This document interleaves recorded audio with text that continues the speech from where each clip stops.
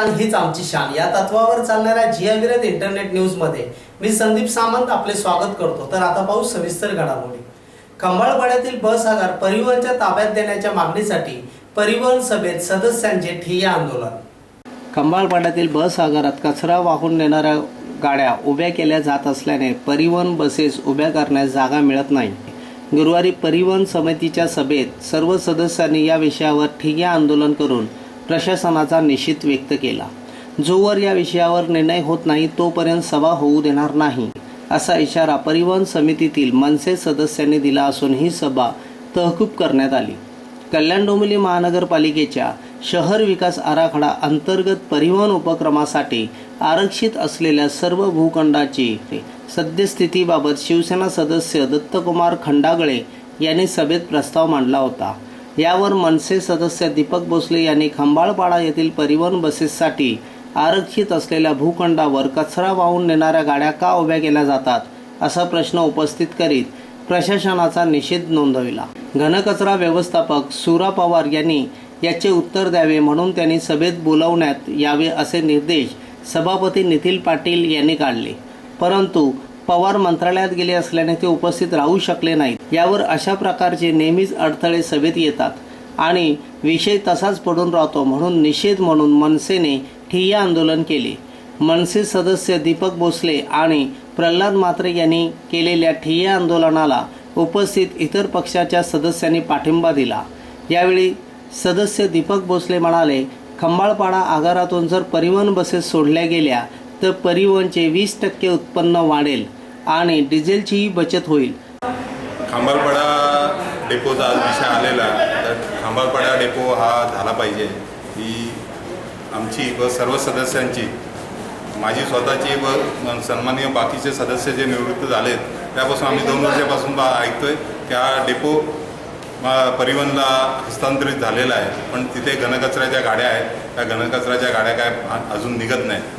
तर अजून डेपो फक्त कागदी घोडे नसतात, इथून तिकडे फक्त हा डेपोचे कागदी घोडे नसतात की डेपो हँडओव्हर झालेला आहे, पण अजून फिजिकली तो हँडओव्हर झालेला नाही आणि त्यासाठी आम्ही आज जाहीर निषेध म्हणून खाली बसलो आणि हा प्रशासनाचा जाहीर निषेध केलेला आहे, कारण फक्त कागदी घोडे नसवत आहेत। तर मनसे सदस्य प्रल्हाद म्हात्रे म्हणाले, आज आम्ही फक्त निषेध करीत आहोत, मात्र यानंतर प्रशासनाने या संदर्भात काही केले नाही तर आम्ही उपोषणाला बसू।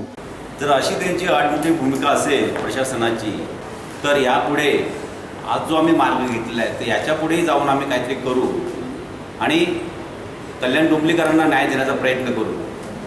कोणत्याही परिस्थितीत जर हा खंबाळपाडा डेपो जर झाला तर निश्चितच परिवहनाला याचा फायदा होणार आहे आणि जी तोट्यात आहे ती फायद्यात येईल असा आमचा प्रयत्न राहील।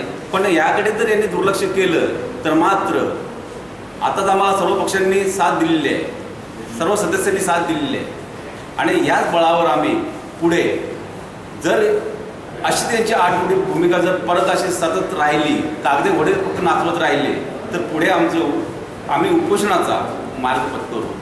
प्रशासनाच्या या दुर्लक्षित भूमिकेचा सदस्य दत्ता खंडागळे, संतोष चव्हाण, शैलेश भोईर, श्रीकांत भिडे, राजेंद्र दीक्षित, सुरेंद्र आडाव, सुभाष मस्के आदी सदस्यांनी पाठिंबा देत ठिय्या आंदोलनात सहभागी झाले। त्यानंतर 10 मिनिटांनी सभासद नितीन पाटील यांनी सदस्यांना पालिका आयुक्तांची भेट घेऊन चर्चा करूया असे आश्वासन देऊन सभा तहकूब केली। डोंबिवली डेंग्यूचा पहिला बळी, 15 वर्षीय विद्यार्थिनीचा मृत्यू। जूनमध्ये पावसाळा सुरू झाल्यानंतर डोंबिवलीत डेंग्यूचा पहिला बळी गेला आहे।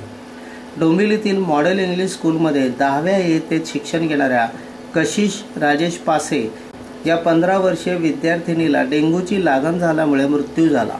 DN शाळा परिसरात जिग्नेश सोसायटीत राहणारी कशिश हिला गेल्या काही दिवसांपासून ताप आला होता। तिच्यावर 22 जुलैपासून फॅमिली डॉक्टरकडे उपचार सुरू होते, तथापि प्रकृती अधिकच खालावल्यामुळे तिला 26 जुलै रोजी संध्याकाळी मुलुंडच्या फोर्टिस हॉस्पिटलमध्ये दाखल केले।